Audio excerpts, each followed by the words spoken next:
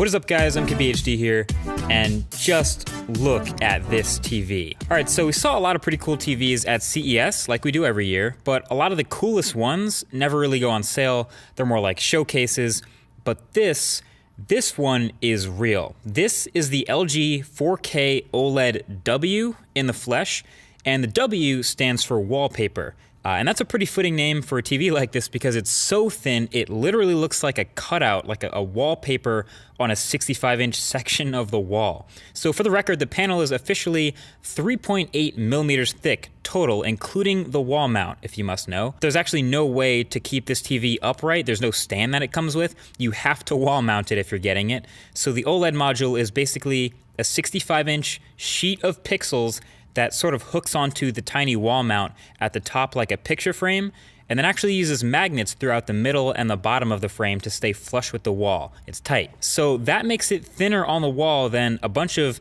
household objects which you would ordinarily consider thin. I mean, the fact that this whole panel is about the same thickness as 2 SD cards should give you a pretty good idea how nuts it is. Maybe take a key out your pocket and hold it up to the wall. Like, that is how thin the entire TV is. And yeah, that also makes this TV that LG makes thinner than the thinnest phone they make. How about that?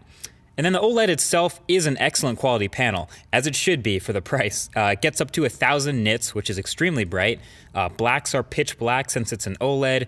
It hits 99% of DCI color space, supports Dolby Vision, HDR10, HLG, and Technicolor's HDR. I mean, it'll pretty much cover any format. And of course, it's a 4K panel, so details and contrast and sharpness are incredible up close as you would ever get to a TV this big. But where did all the guts go? So where are all the rest of the components to this TV? The ports, the speakers, etc. It's actually all in the soundbar, which is an equally important part of this setup as the OLED. So everything connects to the TV through this one flat cable, and you can see it coming out the bottom. And it looks a little bit weird at first, but I kind of dig this system. It's a really, really sturdy cable, doesn't flex very much, but it comes right out the bottom of the TV and plugs into the soundbar. And I have mine using the extension since it's more than 2 feet from the TV to the bar. I think ideally for maximum visual flotation, you're gonna wanna go into the wall with the cable so you don't have to see it at all. But then you need some professional help and you have to get it properly shielded for fire code, etc. I think some double-sided tape for me should do pretty much fine to make it not a big deal. The cable really is not that noticeable once you're looking at the TV, trust me. But this soundbar, this thing is actually really good. It sounds great. It gets really loud without much distortion. It has a bunch of speakers, frontward facing, sideways, straight up, and that makes it pretty good at throwing sound off the walls and creating a pretty convincing surround sound effect. And check out this sleek little animation it does when turning on and off. I can't even be sure if that has any real functionality outside of looking cool, but I like it anyway.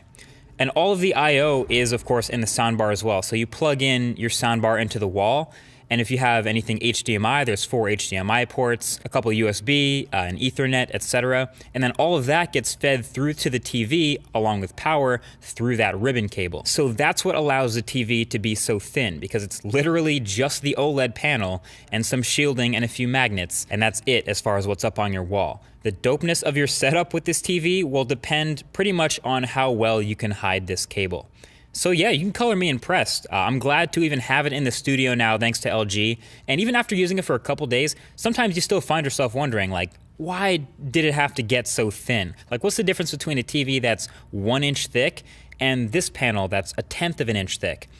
But then you use it and you remember why. It's the thinness combined with these really thin bezels that create a super immersive viewing and gaming experience. I can't even imagine how insane the 77-inch version looks. Probably just looks like a straight up projection, which is crazy. So okay, the bottom line for this is most people aren't ever really gonna buy this. I mean, it's $8,000. If you want to, that's on you, bro, I get it. But for most people, this is more of just a showcase of what the bleeding edge of tech can look like. This whole concept isn't new, of having a super thin TV and then putting most of the I/O and the electronics down at the bottom. We've seen that before. Even LG and Samsung have done that in the bottoms of their TVs before, put the speakers, the HDMI ports, all of it in the bottom, even though the thinnest part of the TV is really thin. But this is taking it to the next level. That's why it's dope tech. It's just seeing what's possible with taking as much away from it as possible And when you do this, you end up with this super immersive experience where you don't even really focus on the fact that it's a TV anymore. It just looks like someone